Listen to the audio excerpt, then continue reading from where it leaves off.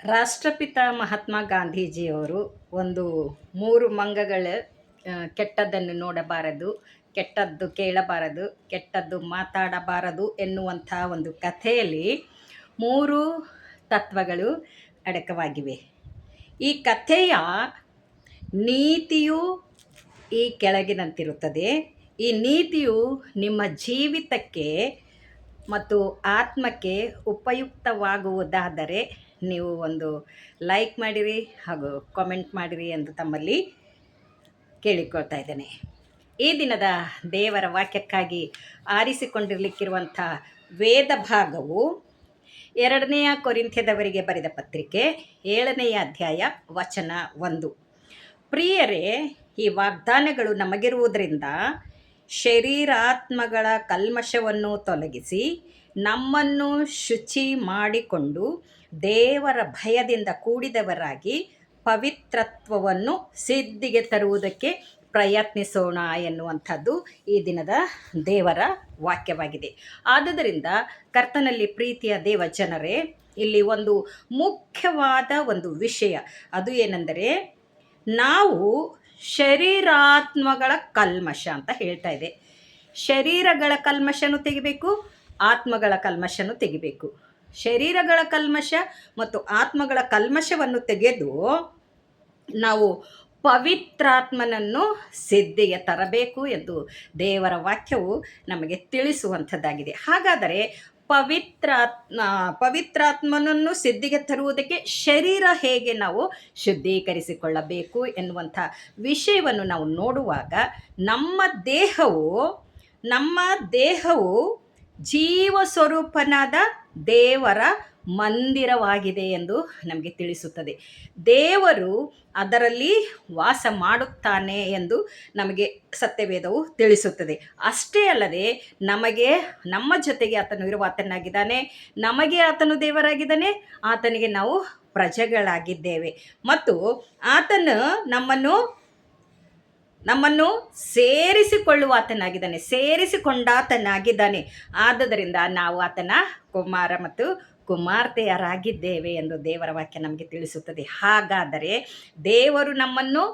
ಪವಿತ್ರವಾದ ದೇವರು ನಮ್ಮನ್ನು ಸೇರಿಸಿಕೊಂಡ ಮೇಲೆ ನಾವು ಪವಿತ್ರವಾಗಿರುವುದು ನಮ್ಮ ಕೆಲಸವಾಗಿದೆ. ಆದುದರಿಂದ ನಾನು ಪರಿಶುದ್ಧನಾಗಿರೋದ್ರಿಂದ ನೀವು ಪರಿಶುದ್ಧರಾಗಿರಬೇಕು ಎಂದು ದೇವರ ವಾಕ್ಯ ನಮಗೆ ತಿಳಿಸುತ್ತದೆ. ಮತ್ತು ಇಲ್ಲಿ ನಮ್ಮ ಶರೀರವನ್ನು ನಾವು ಹೇಗೆ ಶುದ್ಧೀಕರಿಸಿಕೊಳ್ಳಬೇಕು ಎನ್ನುವಂಥ ಒಂದು ವಿಷಯವನ್ನು ನಾನು ತಿಳಿಸುವುದಕ್ಕೆ ಇಷ್ಟವುಳ್ಳವಳಾಗಿದ್ದೇನೆ. ನಾವು ಒಂದು ಹಾಡನ್ನು ಹಾಡುವಾಗ ನಿನ್ನ ಕಣ್ಣಿನಿಂದ ಏನು ನೋಡುತ್ತೀ, ನಿನ್ನ ಕಣ್ಣಿನಿಂದ ಏನು ನೋಡುತ್ತೀ, ನಮ್ಮ ತಂದೆ ದೇವರು ನಿನ್ನ ನೋಡುತ್ತಿರುವರು, ಆತನ ದೃಷ್ಟಿಯಲ್ಲಿ ಯೋಗ್ಯನಾಗಿರು. ನಮ್ಮ ತಂದೆ ದೇವರು ನಿನ್ನ ನೋಡುತ್ತಿರುವರು, ಆತನ ದೃಷ್ಟಿಯಲ್ಲಿ ಯೋಗ್ಯನಾಗಿರು. ಇದೇ ರೀತಿಯಾಗಿ ನಿನ್ನ ಬಾಯಿಯಿಂದ ಏನು ಮಾತಾಡ್ತಿ, ನಿನ್ನ ಕಿವಿಯಿಂದ ಏನು ಕೇಳ್ತಿ, ನಿನ್ನ ತಲೆಯಿಂದ ನಿನ್ನ ಹೃದಯದಿಂದ ನೀನು ಏನು ಯೋಚಿಸುತ್ತಿ, ನಿನ್ನ ಕೈಗಳಿಂದ ಏನು ಕೆಲಸ ಮಾಡ್ತಿ, ನಿನ್ನ ಕಾಲುಗಳಿಂದ ಏನು ಕೆಲಸ ಮಾಡ್ತಿ, ಅದರಿಂದ ದೇವರಿಗೆ ಮಹಿಮೆ ಉಂಟಾಗ್ತಾ ಇದೆಯಾ ಎನ್ನುವಂಥ ವಿಷಯವು ಈ ಹಾಡಿನ ಮೂಲಕವಾಗಿ ನಾವು ತಿಳಿದುಕೊಳ್ಳಬಹುದು. ಇಲ್ಲಿ ಒಂದು ಮಂಗವು ತನ್ನ ಕಣ್ಣನ್ನು ಮುಚ್ಚಿಕೊಂಡಿತ್ತು. ಯಾಕೆ ಅದು ತನ್ನ ಕಣ್ಣನ್ನು ಮುಚ್ಚಿಕೊಂಡಿತ್ತು ಅಂದರೆ, ನಾನು ನನ್ನ ಕಣ್ಣುಗಳಿಂದ ಈ ಲೋಕದಲ್ಲಿ ನಡೆಯಲಿಕ್ಕಿರುವಂಥ ಪಾಪಗಳನ್ನು ನಾನು ನೋಡುವುದಿಲ್ಲ.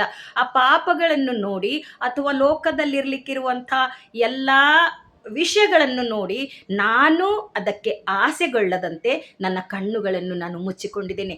ಆಸೆಗೊಂಡು ನಾನು ಪಾಪಕ್ಕೆ, ಶಾಪಕ್ಕೆ ಗುರಿಯಾಗಬಾರದು ಎನ್ನುವಂಥದ್ದು ಆ ಮಂಗ ಕಣ್ಣು ಮುಚ್ಚಿಕೊಂಡಿರುವಂಥ ಒಂದು ಅರ್ಥವನ್ನು ಸೂಚಿಸುತ್ತದೆ. ಅದು ಕಿವಿಗಳನ್ನು ಕೂಡ ಮುಚ್ಚಿಕೊಂಡಿತ್ತು. ಇನ್ನೊಂದು ಮಂಗ ಕಿವಿಗಳನ್ನು ಕೂಡ ಮುಚ್ಚಿಕೊಂಡಿತ್ತು.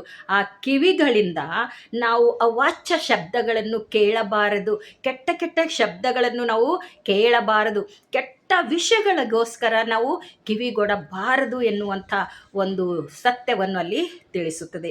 ಆ ಸತ್ಯವು ನಮ್ಮ ಜೀವಿತದಲ್ಲಿ ಅಳವಡಿಸಿಕೊಳ್ಳುವಾಗ ನಿಜವಾಗಿಯೂ ನಾವು ಕೆಟ್ಟದನ್ನು ಕೇಳದ ಹಾಗೆ ನಮ್ಮ ಕಿವಿಗಳನ್ನು ಮುಚ್ಚಿಕೊಳ್ಳಬೇಕು ಎಂದು ದೇವರ ವಾಕ್ಯ ನಮ್ಮನ್ನು ತಿಳಿಸುತ್ತದೆ. ಹಾಗೆ ಅದು ತನ್ನ ಬಾಯಿಯನ್ನು ಕೂಡ, ಮೂರನೆಯ ಮಂಗವು ತನ್ನ ಬಾಯಿಯನ್ನು ಕೂಡ ಮುಚ್ಚಿಕೊಂಡಿತ್ತು. ಆ ಬಾಯಿ ಮುಚ್ಚಿಕೊಂಡಿದ್ದರ ಅರ್ಥವೇನು? ನಮ್ಮ ಬಾಯಿಯಿಂದ ಕೆಟ್ಟ ಕೆಟ್ಟ ಮಾತುಗಳು ಬರಬಾರದು, ಅವಾಚ್ಯ ಶಬ್ದಗಳು ಬರಬಾರದು, ಹೊಲಸು ಮಾತುಗಳು ಬರಬಾರದು. ಮತ್ತು ನಮ್ಮ ಬಾಯಿಯಿಂದ ಮೊದಲನೇದಾಗಿ ದೇವರ ಆಜ್ಞೆಯಲ್ಲಿರುವಂಥ ಸುಳ್ಳು ಬರಬಾರದು ಎನ್ನುವಂಥ ಉದ್ದೇಶಕ್ಕಾಗಿ ಆ ಮಂಗವು ತನ್ನ ಬಾಯಿಯನ್ನು ಮುಚ್ಚಿಕೊಂಡಿರುವುದರಲ್ಲಿ ಎಷ್ಟು ಸತ್ಯವಾಗಿದೆ ಎಂದು ನಾವು ನೋಡುವವರಾಗಿದ್ದೇವೆ. ಸತ್ಯವೇದದಲ್ಲಿ ಕೂಡ ಈ ಎಲ್ಲ ವಿಷಯಗಳು ತಿಳಿಸುವಂಥದ್ದಾಗಿದೆ. ನಮ್ಮ ಕೈಗಳು ಕೆಟ್ಟ ಕೆಲಸಕ್ಕೆ ಹೋಗದ ಹಾಗೆ ಈ ಕೈಗಳನ್ನು ನಾವು ಶುದ್ಧೀಕರಿಸಿಕೊಳ್ಳಬೇಕು.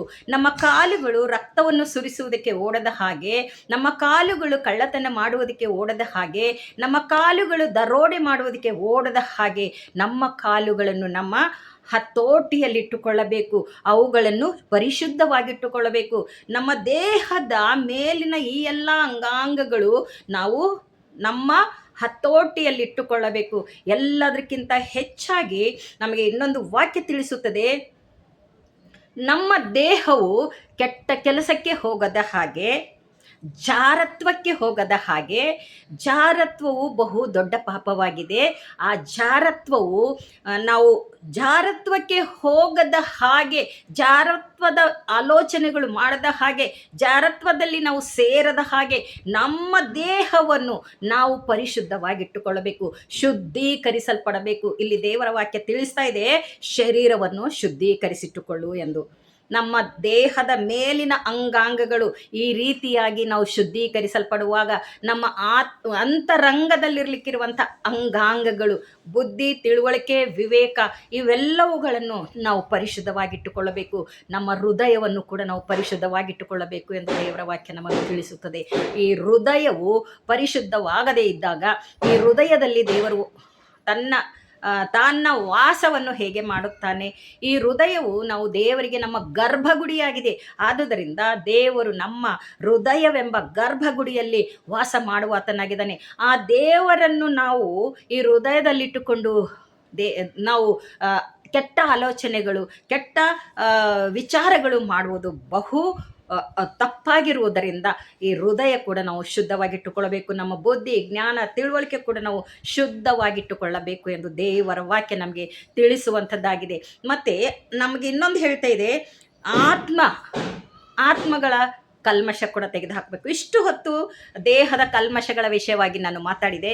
ಈಗ ಆತ್ಮದ ಕಲ್ಮಶವನ್ನು ನಾವು ತೆಗೆದುಹಾಕುವವರಾಗಿರಬೇಕು. ಆತ್ಮದ ಕಲ್ಮಶವನ್ನು ನಾವು ತೆಗೆದುಹಾಕಬೇಕಾದರೆ ನಾವು ದೇವರ ಮುಂದೆ ಪಶ್ಚಾತ್ತಾಪದಿಂದ ಮೊಣಕಾಲೂರಿ ಕಣ್ಣೀರಿನಿಂದ, ತಂದೆಯಾದ ದೇವರೇ, ನಾನು ಹುಟ್ಟಿದಂದಿನಿಂದ ಪಾಪಿಯೇ, ಗರ್ಭವನ್ನು ಹೊಂದಿದ ದಿನದಿಂದ ನಾನು ದ್ರೋಹಿಯೇ. ನನ್ನ ಪಾಪಗಳನ್ನು ನಿನ್ನ ಪರಿಶುದ್ಧ ರಕ್ತದಿಂದ ತೊಳೆದು ಶುದ್ಧೀಕರಿಸು, ನನ್ನನ್ನು ನಿನ್ನ ಮಗಳಾಗಿ ಮಾಡಿಕೋ ಎಂದು ನಾವು ಆತ್ಮೀಕವಾಗಿ ಶುದ್ಧೀಕರಿಸಲ್ಪಟ್ಟಾಗ ಆತ್ಮನು ನಮ್ಮನ್ನು ನಡೆಸುವಾತನಾಗಿದ್ದಾನೆ, ಆತ್ಮನು ನಮ್ಮನ್ನು ಬಲಪಡಿಸುವಾತನಾಗಿದ್ದಾನೆ. ಮಹಿಮೆಯ ಬಲವು ನಮ್ಮಲ್ಲಿ ಇಳಿದು ಬರುವಂಥದ್ದಾಗಿದೆ, ಮಹಿಮೆಯ ಶಕ್ತಿ ನಮ್ಮಲ್ಲಿ ಇಳಿದು ಬರುವಂಥದ್ದಾಗಿದೆ, ಯೇಸುವಿನ ನಾಮವು ನಮ್ಮಲ್ಲಿ ಇಳಿದು ಬರುವಂಥದ್ದಾಗಿದೆ. ಅದ್ಭುತ ಕಾರ್ಯಗಳು, ಸೂಚಕ ಕಾರ್ಯಗಳು ನಮ್ಮಿಂದ ನಡೆಯುವಂಥವುಗಳಾಗಿವೆ. ನಾನಾ ರೋಗಗಳನ್ನು ವಾಸಿ ಮಾಡುವಂಥ ಆಶೀರ್ವಾದ ದೇವರು ನಮಗೆ ಕೊಡುವಾತನಾಗಿದ್ದಾನೆ. ಹೌದು, ನಮಗೆ 9 ವರಗಳಿಂದ ತುಂಬಿಸುವಾತನಾಗಿದ್ದಾನೆ. 6 ಫಲಗಳು ನಮ್ಮ ಜೀವಿತದಲ್ಲಿ ಅಳವಡಿಸಿಕೊಳ್ಳುವ ಹಾಗೆ ಪರಿಶುದ್ಧ ಆತ್ಮನು ನಮ್ಮನ್ನು ನಡೆಸುವಾತನಾಗಿದ್ದಾನೆ.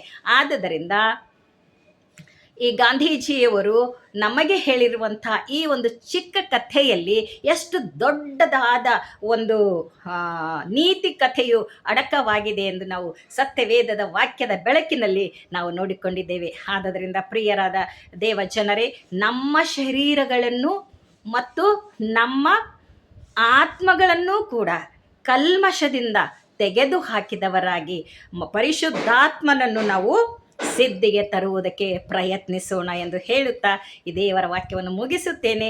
ಯೇಸು ಕ್ರಿಸ್ತನ ನಾಮದಲ್ಲಿ ನಿಮ್ಮೆಲ್ಲರಿಗೂ ವಂದನೆಗಳು. ಆಮೇನ್, ಆಮೇನ್.